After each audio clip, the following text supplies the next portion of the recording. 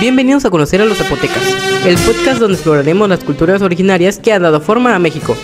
Hoy hablaremos de uno de los pueblos indígenas más antiguos y resilientes de Mesoamérica, los pueblos zapotecos del Istmo de Tehuantepec.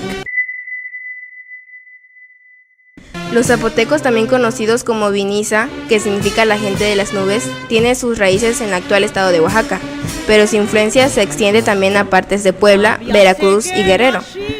Desde hace más de 2500 años, los zapotecos han desarrollado una cultura rica en tradiciones, conocimientos y espiritualidad. Para los mexicas, los zapotecos eran los zapotecal, gente que proviene de la región de Teozapatlán, o lugar de los dioses. Los españoles les llamaron sencillamente zapotecos, como se les conoce actualmente. Localización. El Istmo de Tehuantepec es la parte más angosta de la República Mexicana.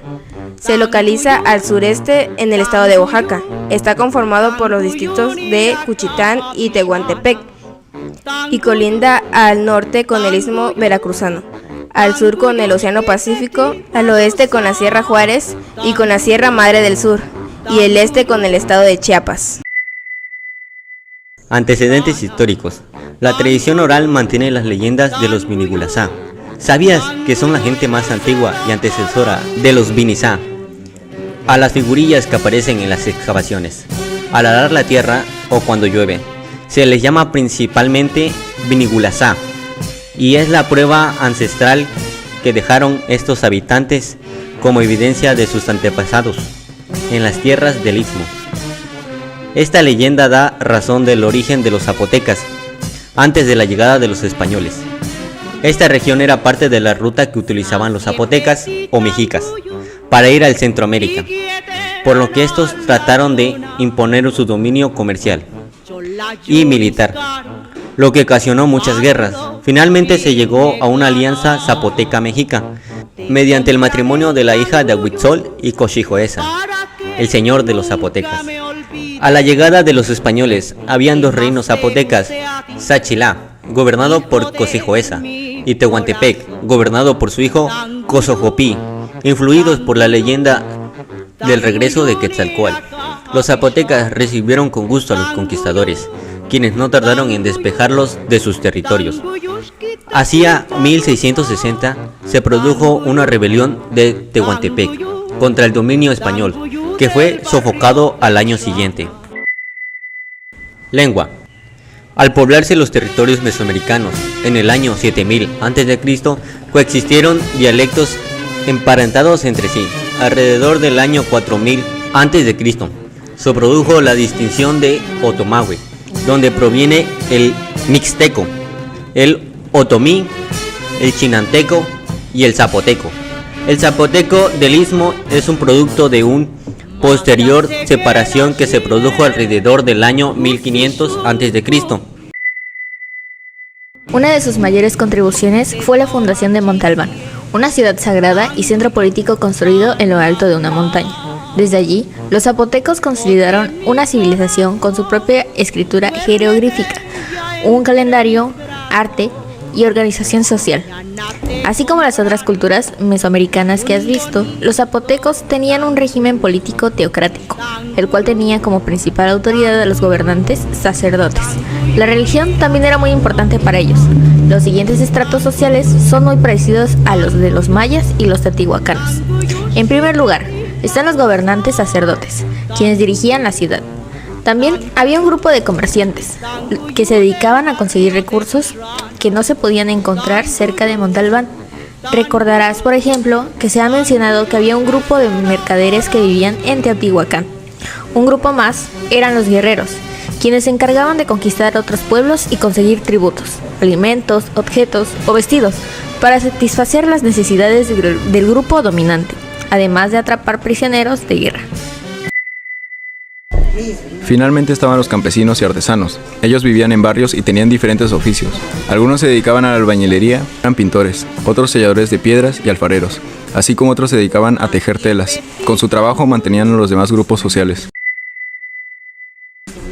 Los zapotecas de Montalbán tuvieron un momento de auge, pero por diferentes situaciones que aún no se conocen del todo, los zapotecos perdieron su fuerza y abandonaron Montalbán.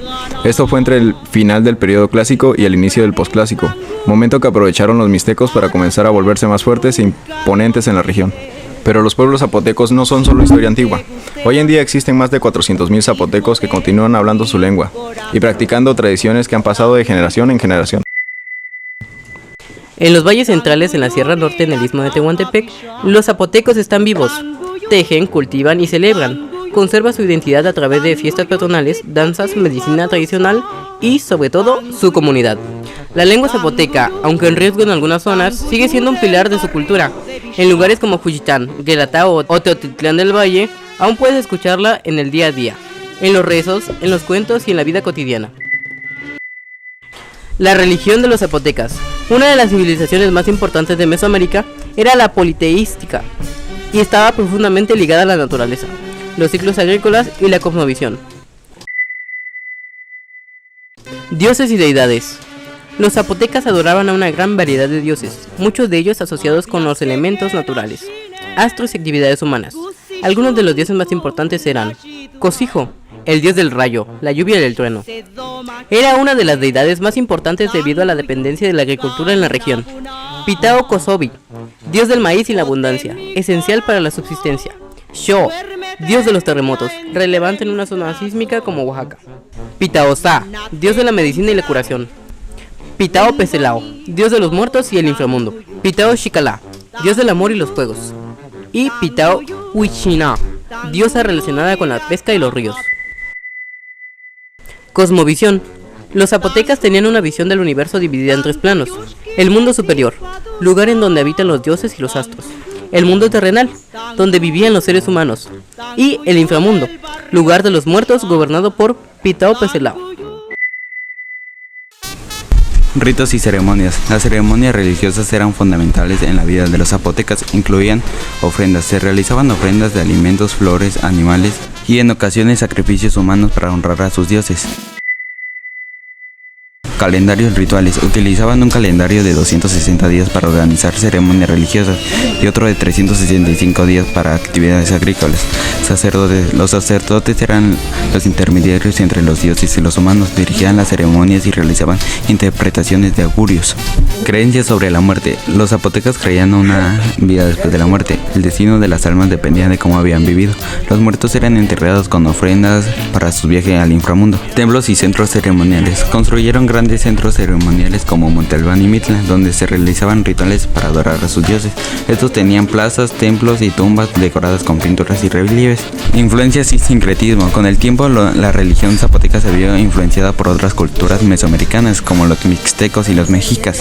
Tras la conquista española, muchas de sus creencias se mezclaron con el catolicismo, dando lugar a un sincretismo religioso que está presente en algunas comunidades de Oaxaca. Símbolos y representaciones. Los zapotecas representaban a sus dioses en cerámica, esculturas y códices. Utilizaban símbolos como serpientes, jaguares y figuras geométricas para representar conceptos religiosos. Los pueblos zapotecos nos enseñan algo muy importante. La resistencia no es solo política, también es cultural. Ellos han sabido adaptarse al mundo moderno sin perder su esencia. Son guardianes de un conocimiento milenario que sigue latiendo con fuerza.